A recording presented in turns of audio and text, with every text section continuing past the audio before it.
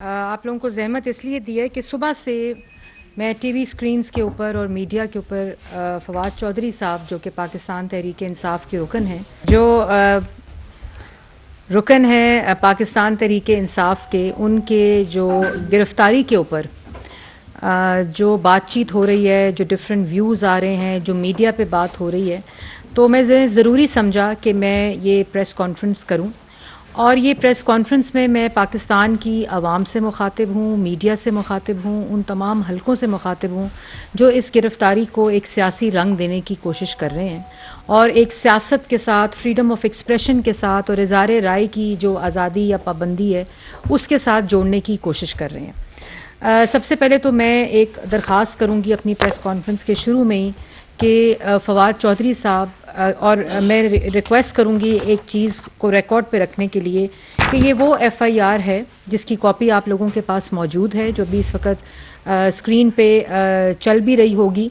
ये वो एफआईआर है जो इलेक्शन कमीशन ने फवाद चौधरी साहब के ख़िलाफ़, सेक्रेटरी इलेक्शन कमीशन इस एफआईआर के मुद्दई हैं और उन्होंने ये थाना कोसार में ये एफआईआर दर्ज कराई है और उसके अंदर वो तमाम चीज़ों को रिप्रोड्यूस किया है जो फवाद चौधरी साहब ने कल रात को और पिछले कुछ दिनों से वो इलेक्शन कमीशन के ऊपर, मैं उसकी तफसील में भी आऊँगी, लेकिन इस पूरी जो चीज़ को जोड़ना, ये इलेक्शन कमीशन की एफआईआर है और इलेक्शन कमीशन एक आइनी अदारा है, उसके ख़िलाफ़, और इसकी जो मुद्दई हैं इस एफआईआर के जो कि इलेक्शन कमीशन ने कराई है वो सेक्रेटरी इलेक्शन कमीशन है, उमर हमीद साहब।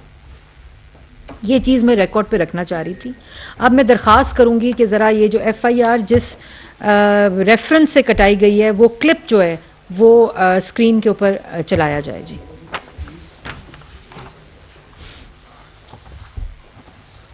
तो हम इलेक्शन कमीशन और उनके मेंबरान को, उनके खानदानों को और ये जो लोग हैं इनको वार्न करते हैं कि अगर हमारे साथ ज्यादतियों का सिलसिला हुआ, ये ज्यादतियों का सिलसिला आपको वापस पे करना पड़ेगा। तो हम प्लीज जरा चला दें।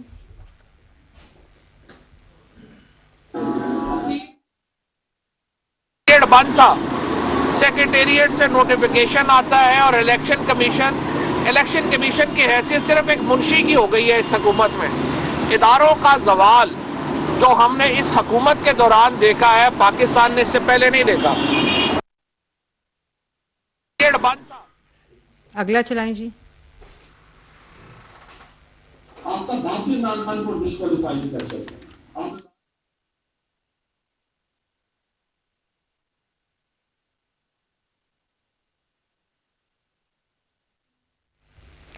ये एफआईआर जो मैंने आपको दिखाई है, ये रेफरेंस जो क्लिप आपने देखा ख़ानदानों का, फैमिलीज़ का, ये सियासी गिरफ्तारी नहीं है और कोई सियासी जमात, कोई जमहूरी हुकूमत, कोई सियासी हुकूमत ये 9 माह से हम हुकूमत में हैं और 9 माह से जो ज़बान दराजी इमरान खान साहब, इनके सारे तर्जुमान, इन फवाद चौधरी साहब, जिस किस्म की ज़बान इन्होंने हुकूमत के बारे में, पार्टी क़यादत के बारे में, हम सब के बारे में, बशमूल मेरे बारे में की है। अगर सियासी गिरफ्तारी करनी होती तो इमरान खान साहब की तरह ऑपोजिशन के पहले जो फ्रंट के 2 बेंचेस हैं वो सब इस वक्त जेलों में होते हैं।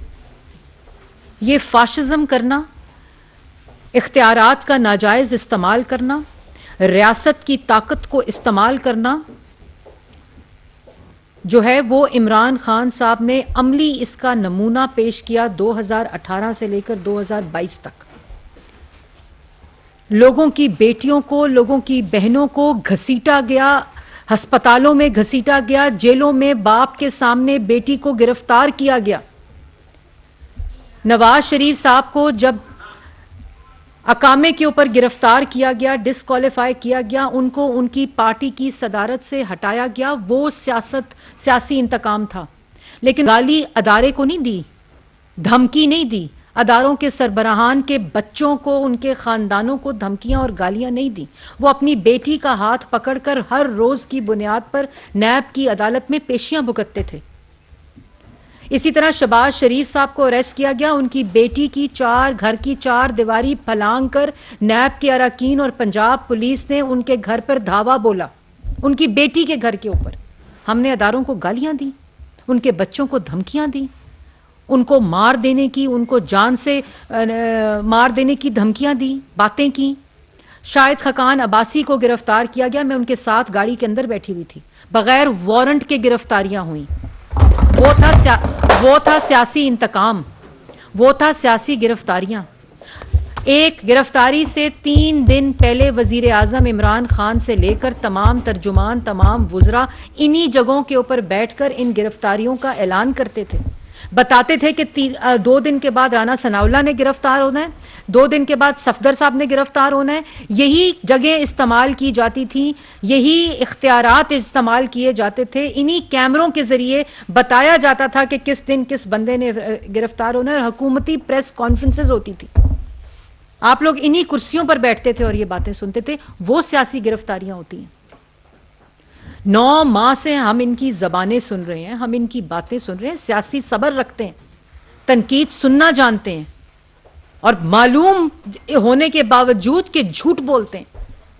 आज फैसला करना होगा, आज ये फैसला करना होगा कि आपने, अवाम ने, मीडिया ने, अदारों ने ये फैसला करना होगा कि क्या, कहां लाइन ड्रॉ करनी है, किस जगह के ऊपर लाइन ड्रॉ करनी है।